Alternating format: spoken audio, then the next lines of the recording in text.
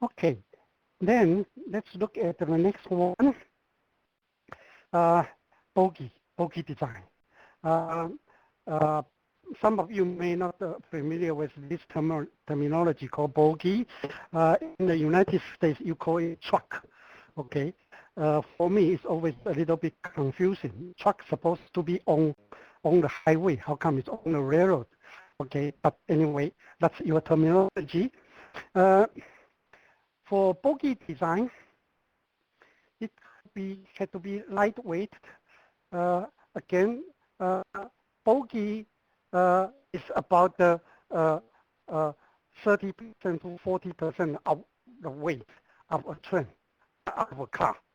Okay, so if you want to reduce the weight, you have to try to reduce the weight of the bogie. So how to design a lightweight and powerful bogie? And then also have good suspension system to provide the stability of the running train and the comfort to the passengers. So these are the challenges. These are the challenges to design a propulsion system for a high-speed train. In here, I'd like to sort of bring you back to some basic knowledge of the train running on a rail. And that has to do with the wheel design.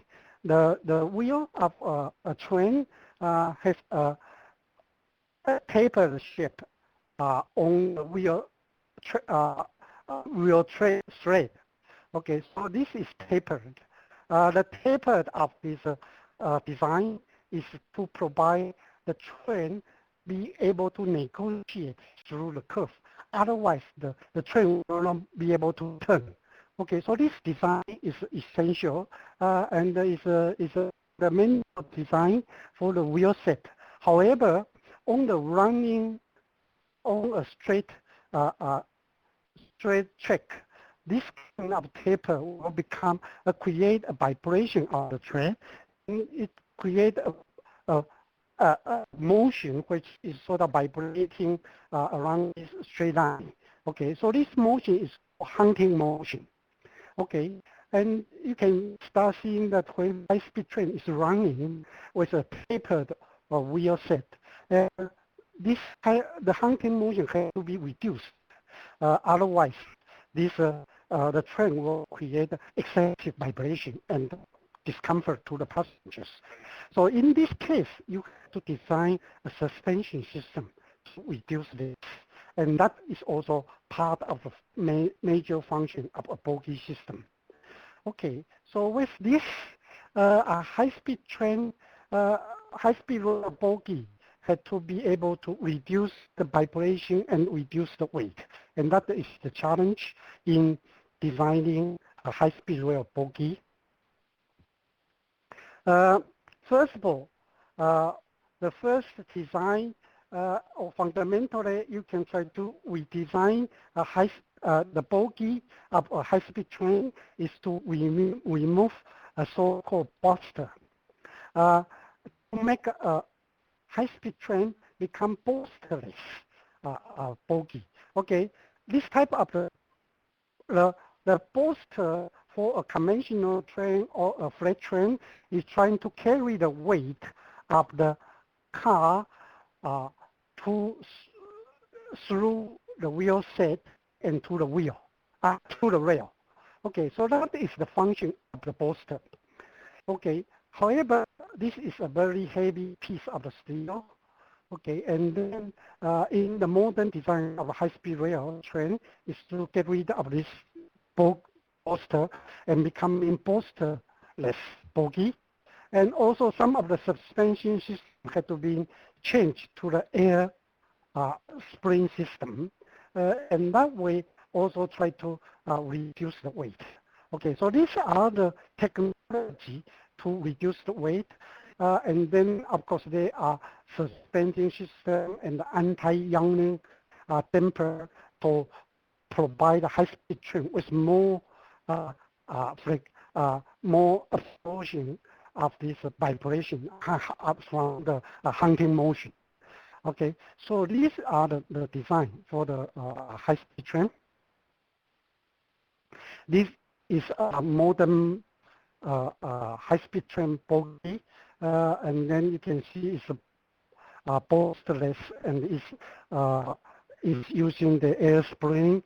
It has uh, a lot of structural member with designed structural member to reduce the weight. Okay, and this is how it looks like for a modern a bogie. Okay, and we can see the motor braking system all in one bogie. This is the air spring suspension system. Okay, and immediately you can see that this is significantly reduce the weight of the system. Okay, so with all this effort, what can we achieve? Let's look at the change between Shinkansen 100 series and the 300 series. Okay, and we can see that the car body itself, because of using this material, this aluminum alloy and the honeycomb type structure, then the weight can be reduced 40%. Okay, so just the car body itself can reduce 40%. The bogie can reduce almost another 30%. Okay, so very significant reduce because of these two technology. The improvement on the car body and bogie. Okay, and of course the power system also use a lighter motor. Interior has some reduction in the weight. Overall, the 300 series has reduced more than 25% of the weight of this Shinkansen 100 series. So that is a very significant reduction of the weight due to the better design and due to the better material to achieve this. Okay, let's go into the dynamic side of how to analyze this, the train and the car body, the bogie, and the rail. This actually, we cannot go into the deep of this analysis because this is actually in another class in our University of Illinois. It's called vehicle dynamic analysis. Okay, I can only go through it briefly here today.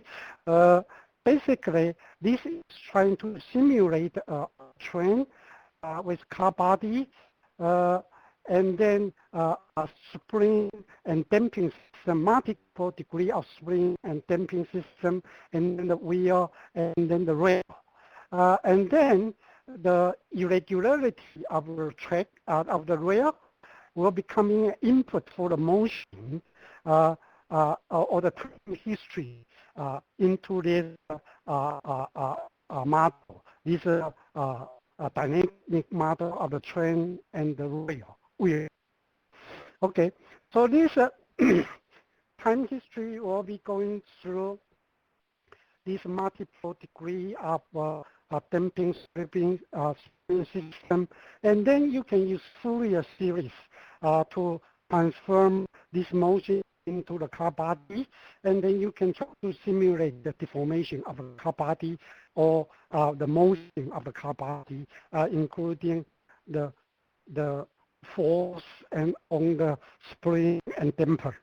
Okay, and you can try to use this kind of numerical model to simulate this, and there are several numerical models that have been developed in this, and then the theory also have been established.